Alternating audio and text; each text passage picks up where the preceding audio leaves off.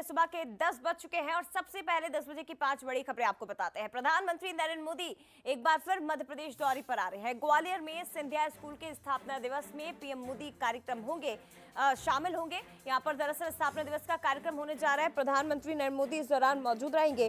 केंद्रीय मंत्री ज्योतिरादित्य सिंधिया, इसके साथ ही सीएम शिवराज और राज्यपाल मंगू भाई पटेल भी इस कार्यक्रम में मौजूद रहेंगे। लेकिन सियासी मायनों के हिसाब से पीएम मोदी का ग्वालियर दौरा काफी महत्वपूर्ण है। इस दौरे के जरिए ग्वालियर चंबल को साधने की भी एक कोशिश के तौर पर इसे देखा जा सकता है। इसके साथ ही बता दें कि आज एमपी बीजेपी की 5वीं लिस्ट आने वाली है।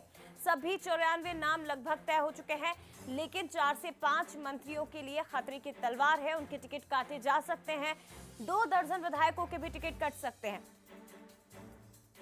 ये बड़ी खबर है। और इसके साथ ही आपको बता दें कि आज एमपी में नामांकन फॉर्म भरे जाएंगे। उम्मीदवारों को नामांकन के लिए 6 दिन का वक्त दिया जाएगा। 17 नवंबर को वोटिंग होनी है, तो छत्तीसगढ़ में आज से दूसरे चरण का नामांकन भरा जाएगा। इधर छत्तीसगढ़ में मतदान की तारीख को बदला जा सकता है। दरअसल त्योहार के चलते तारीख बदलने की मांग पूर्व मुख्यमंत्री रमन सिंह ने भी की थी और तारीख बदलने पर जल्द फैसला चुनाव आयोग ले सकता है। बता दें आपको कि गगनयान क्रू एस्केप सिस्टम की टेस्टिंग 5 सेकंड पहले टाल दी गई। रॉकेट के इंजन फायर नहीं हो पाया, जिसके चलते ये टेस्टिंग टाली गई है।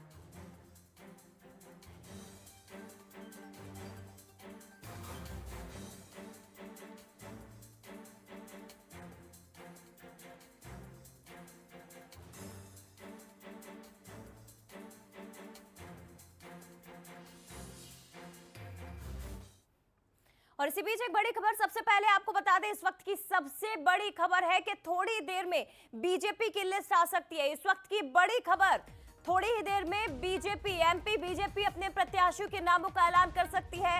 1 दर्जन सिटिंग विधायकों के टिकट कटेंगे। 67 में से ज्यादातर सीटों पर सिटिंग विधायकों को मौका दिया जा सकता है, लेकिन भोपाल दक्षिण से चौंकाने वाला चेहरा हो सकता है। ये इस वक्त की बड़ी खबर है। बता दें आपको कि 94 नाम फाइनल हो चुके हैं, लेकिन आज अब से थोड़ी ही देर बाद पार्टी अपनी लिस्ट जारी कर सकती है। 67 में से ज्यादातर सीटों पर आपको सिटिंग विधायक ही दिखाई देंगे, उन्हें ही मौका मिलेगा। साथ ही भोपाल दक्षिण से कोई चौंकाने वाला चेहरा, इस सीट को फिलहाल होल्ड कर दिया था पार्टी ने, लेकिन यहां से चौंकाने वाला नाम सामने आ सकता है। उज्जैन से, उत्तर से नए चेहरे को मौका मिल सकता है। खंडवा और शमशाबाद में बदलाव संभव है, यहां पर कोई नया चेहरा आपको दिखाई दे सकता है। नर्मदापुरम में भाई वर्सेस भाई की लड़ाई, इधर मांधाता में रिपीट होगा चेहरा। टीकमगढ़ में भी चेहरा रिपीट होगा। पिपरिया में भी चेहरा वही होगा, पुराने चेहरे को रिपीट किया जा सकता है। नीमच में भी पुराने चेहरे को रिपीट किया जा सकता है। लेकिन ये बड़ी खबर है, दरअसल केंद्रीय चुनाव समिति की बैठक हुई, जिसमें 94 नाम फाइनल हो चुके हैं। और अब खबर यह है कि थोड़ी ही देर में बीजेपी अपने प्रत्याशियों के नामों का ऐलान करने वाली है। सीधे रुक करते एग्जीक्यूटिव एडिटर मनोज सैनी जी हमारे साथ इस वक्त लाइव जुड़ गए। मनोज जी, इस वक्त की सबसे बड़ी खबर, नाम फाइनल हो चुके हैं और अब इसके पहले जब हमने बातचीत की थी तो ये बताया था कि दोपहर बाद कभी भी पार्टी अपनी लिस्ट जारी कर सकती है। लेकिन बड़ा अपडेट ये है सर कि थोड़ी ही देर में बीजेपी अपने प्रत्याशियों के नामों का ऐलान सामने रख सकती है। बिल्कुल जया, चुनाव मतलब बंसल न्यूज, और बंसल न्यूज पर इस पर अब की सबसे बड़ी खबर जिसका सभी को इंतजार है, सूची का इंतजार है कि आखिर भारतीय जनता पार्टी के 94 नामों में वो कौन से नाम होंगे, किसका टिकट कटने जा रहा है, किसको मिलने जा रहा। तो इस वक्त की बड़ी खबर है, करीब 12 बजे के आसपास भारतीय जनता पार्टी की अगली यानी 5वीं और अंतिम सूची आने जा रही है। इस सूची में लगभग 1 दर्जन विधायकों के टिकट काटे जा रहे हैं। 1 दर्जन स्थानों से नए चेहरों को मौका मिलेगा। कुछ पूर्व मंत्री हैं जो पहले नहीं लड़े 2018 में, तो 2023 में दिखाई देने वाले हैं।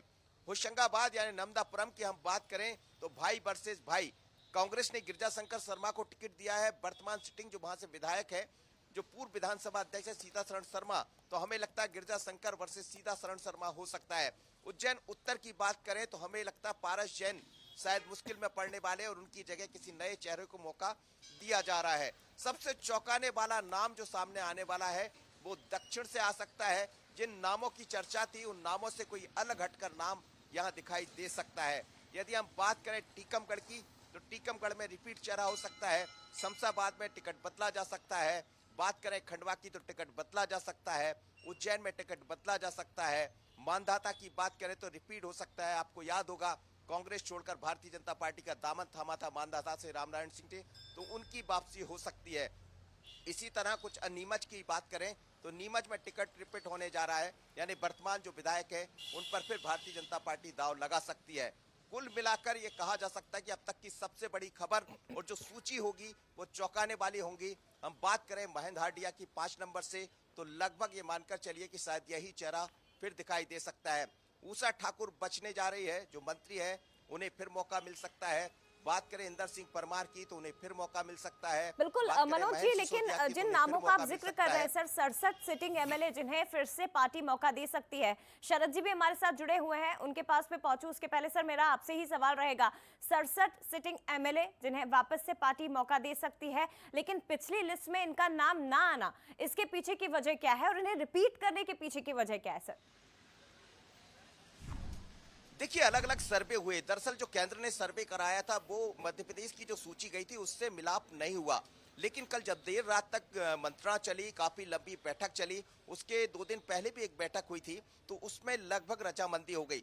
फिर भी 1 दर्जन के लगभग, हो सकता है इससे 1-2-4 ज्यादा ही हों, उनके टिकट काटे जा रहे हैं। जाहिर है कि उनकी स्थिति बिल्कुल बेहतर नहीं है, वहां बिल्कुल विश्वास नहीं है, लेकिन जहां थोड़ा भी विश्वास है अपने सिटिंग विधायकों पर, तो उनको रिपीट किया जा रहा। जिन नामों का बंसल नाम ले रहा है वो सब दिखाई देने वाला लगभग संभावना यही है।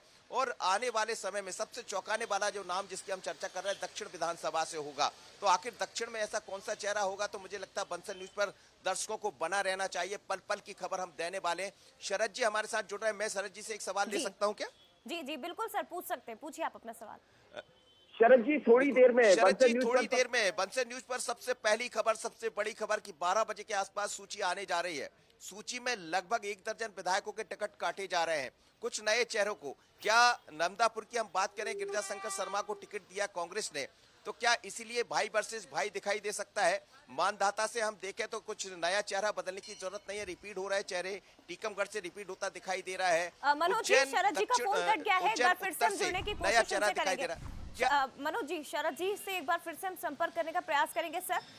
फोन उनका कट हो गया है, लेकिन सवाल मेरा आपसे रहेगा सर कि यहाँ पर भोपाल की जो हॉट सीट, हालांकि तमाम दिग्गज अलग अलग विधानसभा क्षेत्रों से मध्य में भोपाल की सीटों पर उतारे गए हैं। कांग्रेस ने भी वही एक कदम आगे बढ़ते हुए बड़े बड़े चेहरों को यहाँ से मैदान में उतारा है। कई युवा नेता भी आपको मैदान में दिखाई देंगे, लेकिन भोपाल दक्षिण की जिस सीट की हम बात कर रहे हैं सर, कौन ऐसे नेता हो सकते हैं, या मैं आपसे समझना चाहती हूँ सर क्योंकि आप तो लगातार मैदान में रहे हैं, कौन कौन यहाँ से लगातार दावेदारी पेश कर रहे हैं? सर ठीक है, मेरे सवाल का आप जवाब दीजिएगा, लेकिन शरद जी हमारे साथ जुड़ गए सर, आप उनसे कुछ सवाल पूछना चाहते थे।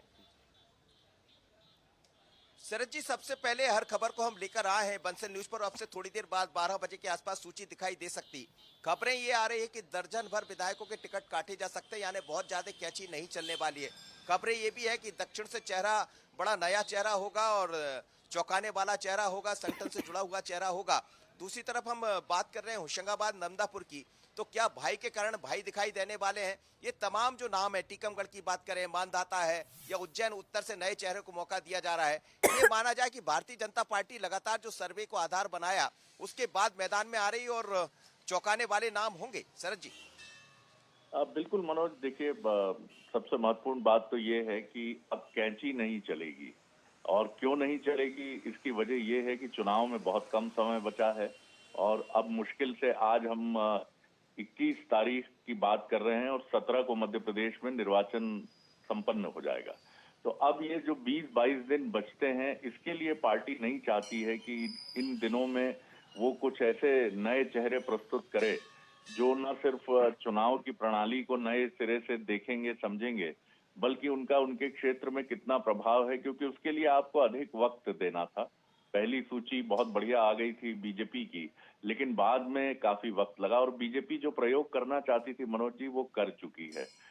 चाहे वो केंद्रीय नेताओं को, जो मध्य प्रदेश के नेता केंद्र की राजनीति का प्रतिनिधित्व करते थे, उनको मैदान में उतारना हो, या कुछ बड़े परिवर्तन जो थे वो सारे घट चुके हैं। तो आपने बिल्कुल ठीक, आपका जो इनपुट है दिल्ली से वो बिल्कुल दुरुस्त है कि बमुश्किल 8 से 10 या ज्यादा से ज्यादा 1 दर्जन सिटिंग एमएलए जो हैं, जिनके खिलाफ बहुत मजबूत एंटी इनकम्बेंसी है, नाराजगी है उनके क्षेत्र में, उन्हीं के टिकट कट सकते हैं, और उसको लेकर भी पहले ये तैयारी की गई कि उनके टिकट कटने पर जो विरोध की लहर वहां डेवलप होगी उससे बीजेपी निपटने में सक्षम है, इसलिए ये निर्णय भी लिया जा रहा है। आपका कहना बिल्कुल ठीक है कि 65 लेकिन शरद प्लस जी, जो लगभग सिटिंग 3 एमएलए हैं वो मंत्रियों का ऐसा कहा जा रिपीट रहा है कि होंगे। 3 मंत्रियों पर तलवार लटक गई है।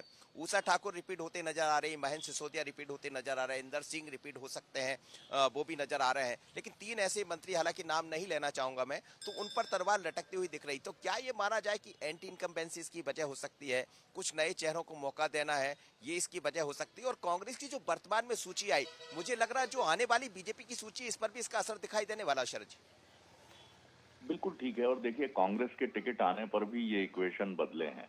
पहले कांग्रेस के टिकट नहीं थे तो बीजेपी एक बड़े फैसले की तरफ बढ़ सकती थी, लेकिन जब कांग्रेस के टिकट हैं तो आपने ये विचार किया कि इनके सामने तो हमारा यही चेहरा दुरुस्त है, इनके सामने तो टक्कर, जब जो निष्कर्ष सामने आए दिल्ली में सर्वे से उनका मिलान हुआ तो तय यही हुआ कि कांग्रेस के इस चेहरे के सामने तो हमारा यही चेहरा होगा। तो आपका ये कहना भी बिल्कुल ठीक है। 3 ऐसे मंत्री हैं जो अब हमें देखने को नहीं मिलेंगे इस चुनाव में, लेकिन उसका कारण उनकी क्षेत्र में तथाकथित निष्क्रियता है और उनकी छवि है। कुछ और मंत्रियों को लेकर कुछ इस तरह की बातें थी जिनको लेकर पहले केंद्रीय नेतृत्व तो प्रसन्न नहीं था, लेकिन बाद में ये बात हुई कि नहीं, ऐसा करने से कुछ बहुत बड़ा घटेगा और उसको काउंटर करना उस क्षेत्र में कठिन हो जाएगा। तो इसके चलते मंत्रियों को मौका दिया गया है, लेकिन जिनको मौका दिया गया है मनोज, उनको अपनी परफॉर्मेंस बेहतर करनी पड़ेगी, ये मैसेज उनको दिया गया है। और साफ तौर पर यह कहा गया है कि उनको अपना मार्जिन भी बढ़ाना पड़ेगा और ये बताना पड़ेगा कि हमने आप पर भरोसा किया है तो आप उस भरोसे के योग्य हैं और पिछले मार्जिन के आसपास या उससे भी अधिक आप आगे गए हैं। तो थोड़ी देर में सूची हमारे सामने होगी, लेकिन इस सूची में ये आपका कहना बिल्कुल ठीक है। हम दर्शकों को भी बता दें कि इसमें कोई बहुत बड़ी हमको काट छांट देखने को नहीं मिलेगी, बल्कि एडजस्टमेंट, समायोजन और बुद्धिमता, बहुत ही क्लेवरली बीजेपी की ये सूची जो हमें अंदर खाने से खबरें मिली हैं, बहुत तरीके से डिजाइन की गई सूची है और इसमें किसी क्रांति से अधिक राजनीतिक चातुर्य का परिचय देने की कोशिश नजर आ सकती है। जी मनोज जी, मैं लौटूंगी आपके पास, लेकिन बिल्कुल बिल्कुल शरद जी, आप ठीक कह रहे हैं। जी जया, बिल्कुल आप बने रहिएगा सर, मैं लौटूंगी आप दोनों के पास, लेकिन कुछ और बड़े अपडेट आपको बता देते हैं, क्योंकि हम बार बार कह रहे हैं कि कई चेहरे 67 सिटिंग एमएलए जिन्हें वापस से पार्टी मौका दे सकती है, तो कौन कौन सी वो सीटें होंगी, जरा उन पर एक नजर डाल दीजिए। मांधाता, यहां पर चेहरा रिपीट किया जा सकता है। टीकमगढ़, पिपरिया, नीमच, इंदौर 5, यहां की जंग बेहद रोचक होने जा रही है। यहां पर भी पार्टी अपना चेहरा रिपीट कर सकती है। तो ये महत्वपूर्ण अपडेट है, महत्वपूर्ण खबर है कि अब से थोड़ी ही देर बाद, यानी कि कुछ ही देर का इंतजार उम्मीदवारों को करना होगा। जो लगातार अपनी दावेदारी पेश कर रहे थे, उनका इंतजार थोड़ी ही देर में खत्म हो जाएगा। पार्टी करीब 12 बजे का समय बताया जा रहा है। 12 बजे के आसपास पार्टी अपने प्रत्याशियों के नामों का ऐलान कर देगी और ये फाइनल लिस्ट होगी। आखिरी सूची बीजेपी आज अपनी जारी करने जा रही है। मनोज जी और शरद जी लगातार हमारे साथ जुड़े हुए हैं। शरद जी, आपसे ही मेरा सवाल रहेगा सर, फिर मैं मनोज जी के पास लौटूंगी, क्योंकि जिस तरह से आपने ये बताया, अभी तक हालांकि पहली सूची 5वीं सूची बीजेपी की आई नहीं है, लेकिन जिस तरह से आपने विश्लेषण किया सर, हम कांग्रेस की सूची की अगर तुलना करें तो इसे कैसे देखा जा सकता है, क्योंकि कांग्रेस की सूची भी बेहद चातुर्यपूर्ण तरीके से सामने रखी गई, बहुत रणनीति तैयार की गई और उसके बाद अपने जो कैंडिडेट है कांग्रेस ने सामने रखे, जिनको लेकर आप भी ये कहते रहे कि बहुत अच्छे और बहुत मजबूत कैंडिडेट कांग्रेस ने उतारे हैं। ऐसे में बीजेपी की जो सूची आएगी सर, जो खबरें आपके पास छनकर आ रही हैं, उसे किस तरह से देखा जाए कांग्रेस की लिस्ट की तुलना में? देखिए, कांग्रेस की भी जो ये दूसरी और अंतिम सूची थी, क्योंकि आमला सीट ही बची है, तो कांग्रेस ने भी कोई बहुत क्रांतिकारी नजरिया नहीं अपनाया इस सूची में। उसने अपने बेस्ट लोग देने की कोशिश जरूर की, लेकिन दोनों ही पार्टियों की चिंता जो उनकी फाइनल सूची को लेकर रही, वो ये नजर आई कि कोई बगावत की आग इतनी न फैल जाए कि अब उसको 20-25 दिनों में समेटना मुश्किल हो हमारे लिए। और यही वजह है कि कई जगह कांग्रेस की सूची में भी हमें समझौता नजर आता है और भारतीय जनता पार्टी की सूची जो आने वाली है उसमें भी हमें ये ट्रेंड दिख सकता है, क्योंकि अब पार्टी के पास समेटने का मौका नहीं है। आपको एग्रेसिव चुनाव प्रचार भी करना है, एक कैंपेन को उठा के वहां ले जाना है जहां जनता के मन को प्रभावित कर सके।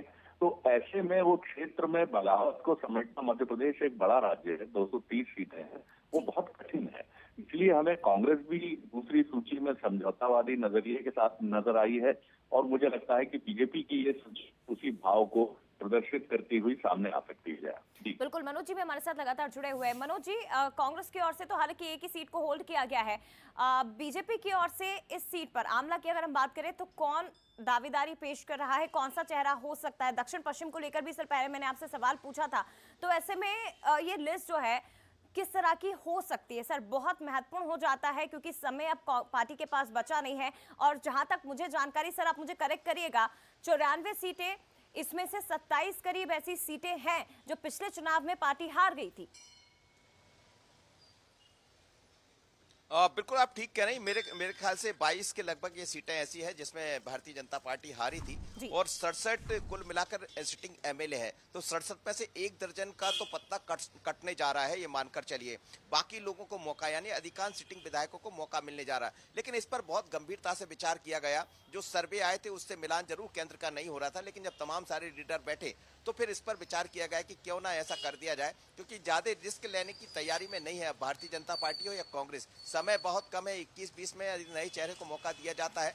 और एक और महत्वपूर्ण खबर आपको मैं दे रहा हूं, जैसे आप दक्षिण का जिक्र कर रही थी या मैं उज्जैन की बात करूं, उत्तर की या कुछ और सीटों की, तो संगठन से जुड़े हुए लोगों को भी इस सूची में मौका मिलने जा रहा है। यानी जो जमीन से उठा हुआ कार्यकर्ता है, जिसने लगातार मेहनत की है, उसको मौका दिया जा रहा है। जैसे हमने नागदा में देखा, नागदा में डॉक्टर तेज बहादुर सिंह को मौका दिया। मैं मैदान में था, फील्ड में था, तो तेज बहादुर सिंह भले सीनियर हो गए लेकिन एक ऐसी छवि, साफ सुथरी छवि, ईमानदार छवि, सरल स्वभाव, इसलिए ऐसा मौका दिया। तो आने वाली जो सूची, जिसका अगले 1-8 घंटे में हम जिक्र कर रहे होंगे, सूची दर्शकों के सामने होगी, बंसल न्यूज पर सबसे पहले सूची होगी, तो उसमें भी ये सब दिखाई देने वाला है। यानी बहुत सोच समझ कर तैयारियां की गई है। बिल्कुल, बहुत सोच समझ कर, और क्योंकि बीजेपी को कार्यकर्ताओं की पार्टी कहा जाता है और ऐसे में कौन से कार्यकर्ता जिन्हें मौका मिल सकता है, 67 सिटिंग एमएलए जिन्हें रिपीट करने की तैयारी पार्टी ने कर ली है।